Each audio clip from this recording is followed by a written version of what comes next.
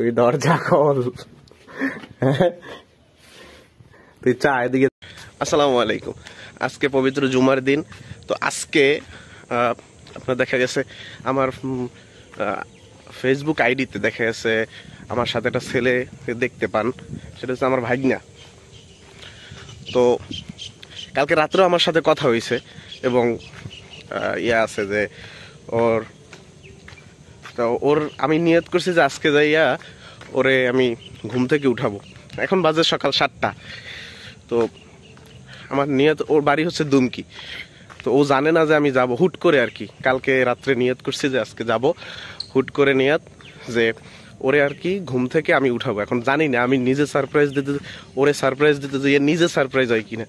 তো রওনা দিলাম যথারীতি। এখন আমার ইয়াতে উঠতে হবে, ইয়াতে কি বলে, হাইওয়েতে উঠতে হবে। ওখান থেকে লেবুখালি, তারপর লেবুখালি থেকে পাগলার পরে ওখান থেকে দুমকি। তো এই হচ্ছে আমাদের গ্রামের সকালের পরিবেশটা। আরেকটু আগে নামার কথা ছিল, কিন্তু বাসায় একটু হুট করে সিদ্ধান্ত নেওয়া, তো বাসা থেকে নামতে একটু দেরি হয়েছে। আমি চাইছিলাম যে ফজরের নামাজ পড়েই তার অর্জন রওনা, কিন্তু আমার হচ্ছে ঠান্ডা লাগছে। শীত আসার আগেই আসলে আমার ঠান্ডা লাগছে, তো এই জন্য আসলে ওই রকমের সাহসটা করতে পারি নাই। তো যাচ্ছি, চিন্তা আছে যে আজকে দুপুরে ওখানে থাকবো, নামাজ পড়বো, নামাজ পড়ার পরে ব্যাক করব। দেখা গেছে আমি আবার অসুস্থতার কারণে ঠান্ডা লাগছে, জ্বর ছিল, এই জন্য টিউশনি অনেকদিন করাই নাই। তো না করানোর দরুন ওই গ্যাপটা পূরণ করার জন্য আন্টি বলল যে আপনি একটু শুক্রবার আসেন, ডিসেম্বর মাসের 7 তারিখ পরীক্ষা, একটু তাড়াতাড়ি যদি এভাবে একটু বন্ধের ভিতরে একটুখানি যদি পড়াইতেন ভালো হইতো। তো গার্জিয়ান যেহেতু রিকোয়েস্ট করছে, সেক্ষেত্রে যাওয়া উচিত। আরও যেহেতু শুক্রবার পড়াই দিয়ে আসবে।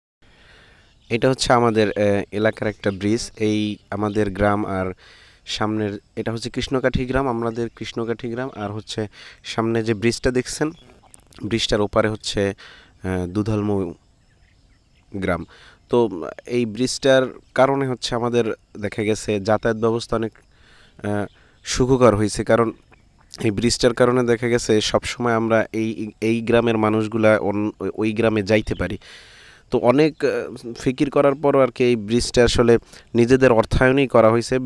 বিভিন্ন সময় বিভিন্ন জনের অনুদান আসছে, কিন্তু বিশেষ করে গাছ আমাদের, তারপর টাকা, তারপরে দেখা গেছে সময়, শ্রম। অনেক সময় যখন ক্ষমতায় যখন যে চেয়ারম্যান ছিল, তো দেখা গেছে উনি কিছু অর্থ সহযোগিতা দিয়েছে। তো আমার বাড়ি থেকে নামতে দেরি হয়ে গেছে। দেখা গেছে সূর্য ইতিমধ্যে মাথার উপরে, 7টা বাজে মাত্র, শীতকালের বেলা। তো দেখা গেছে অনেকখানি বেলা চলে গেছে। আপনাদের বলছিলাম যে একটু কাজের কারণে হয়তো একটু নামতে দেরি হয়েছে।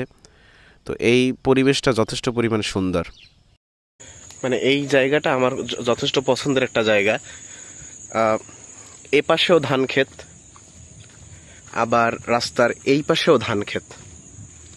বিশেষ করে যখন এই সময়টা, শীতের সময়টা, যখন ধান হয় আর কি, শিশির থাকে, পরিবেশটা যথেষ্ট। ক্যামেরায় যদিও এটা দেখানো সম্ভব না, যারা গ্রামে থাকেন তারা অবশ্যই এটা বুঝবেন যে আসলে কতটা সুন্দর।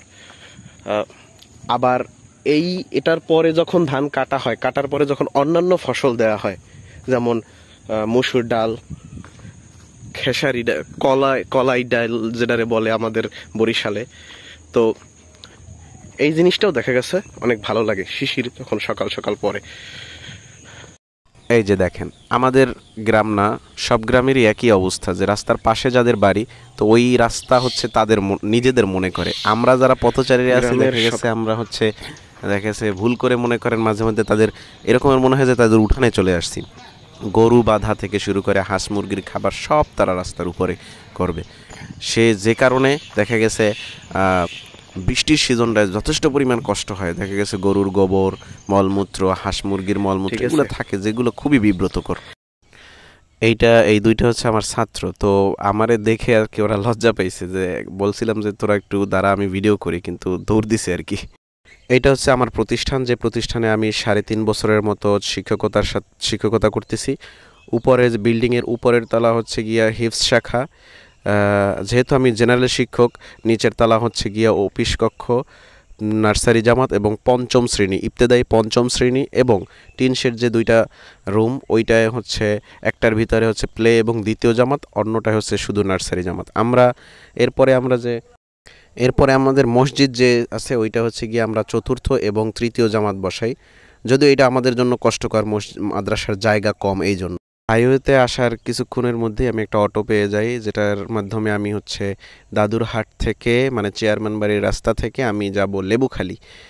তো লেবুখালী নামার পরে আমার আরেকটা অটো নিতে হবে, কারণ ওপার এই অটোগুলা যায় না, যে কারণে আমার লেবুখালী ক্যান্টনমেন্টে নামতে হবে এবং সেখান থেকে অন্য একটা অটো নিতে হবে। এরপরে যথারীতি আমি অটো নেই। অটো নেওয়ার পরে আমার পাগলা নামতে হবে, তারপরে দুমকির উদ্দেশ্যে আরেকটা অটো নেওয়া লাগবে। এটা আমার জানা ছিল, কিন্তু ওনাকে আমি কৌতূহলবশত জিজ্ঞেস করলাম যে মামা আপনি দুমকির ওদিকে যাবেন কিনা। উনি বললো হ্যাঁ যাব। উনি বললো আপনার ওই জায়গায় নামাই দেবো। কিন্তু উনি যে ভুল শুনছে এটা আমার জানা ছিল না। উনি বললো আমাকে আরও 30 টাকা বাড়াই দিয়েন, আমি আপনাকে সেই জায়গা মতোই নামাই দেবো। তো আমি বললাম যে ঠিক আছে, তাইলে একটা অটোর ভিতরেই আমি চলে যাই। কিন্তু উনি যে ভুল শুনছে এইটা আমার জানা ছিল না। উনি একেবারে দুমকি পর্যন্ত যাই আমারে বলল যে আমি তো আর ওদিকে যাব না। তো এখন দেখা গেছে কিছু বলাও যায় না, মুরব্বী মানুষ, আর কিছু বলার মতো লোকও না আমি। তো ওনার ভাড়াটা দিয়ে আমি বললাম যে আচ্ছা ঠিক আছে যান। থেকে মজার বিষয় হচ্ছে পটুয়াখালী বিজ্ঞান ও প্রযুক্তি বিশ্ববিদ্যালয়টা ওদের বাড়ি যাওয়ার আগেই। তো এই বিশ্ববিদ্যালয়ে আমার আর কি ওই রকমভাবে ঢোকা হয় নাই। একবার ঢুকছিলাম, তাও আবার সন্ধ্যার পরে বড় ভাইদের সাথে। এরপর চিন্তা আছে আমার চাচাতো ভাই এবং ভাগিনারে নিয়ে আর একবার ঢুকবো। তো অলরেডি দেখা গেছে আমার এই যে ওদের বাড়ি যেতে দেখা গেছে 30 টাকার মতো ভাড়া। তো ওই আগের অটোওয়ালারে দেখা গেছে অর্ধেক পথ আসার পরই আমার 30 টাকা দেয়া লাগছে। এখন কি করার, তারে তো দেয়া লাগছে, আর ঝগড়াও তো করা যায় না।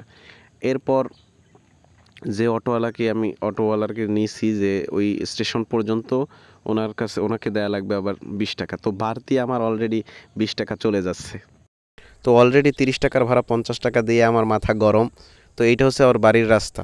ওরে সারপ্রাইজ দেওয়ার জন্য আমি আসছি, কিন্তু সমস্যা হচ্ছে ও যদি আমার প্ল্যান অনুযায়ী ও বাসায় ঘরে না থাকে, ঘুমানো অবস্থায় না থাকে, তাহলে তো আমি সারপ্রাইজ হয়ে যাবো।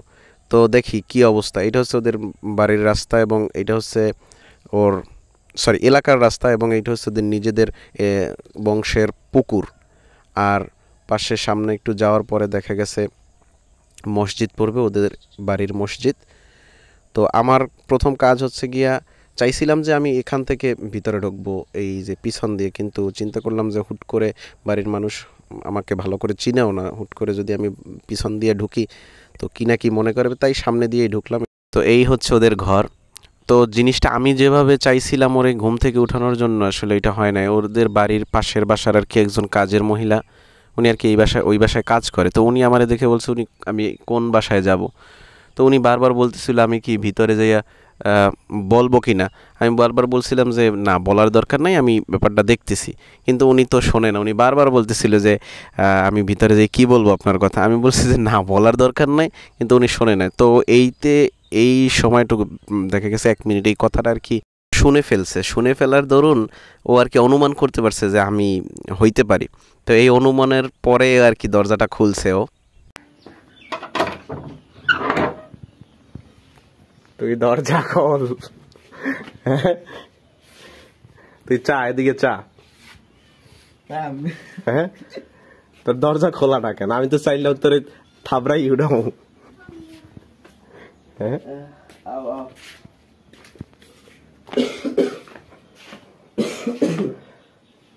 এই অবস্থা, তুই এদিকে চা।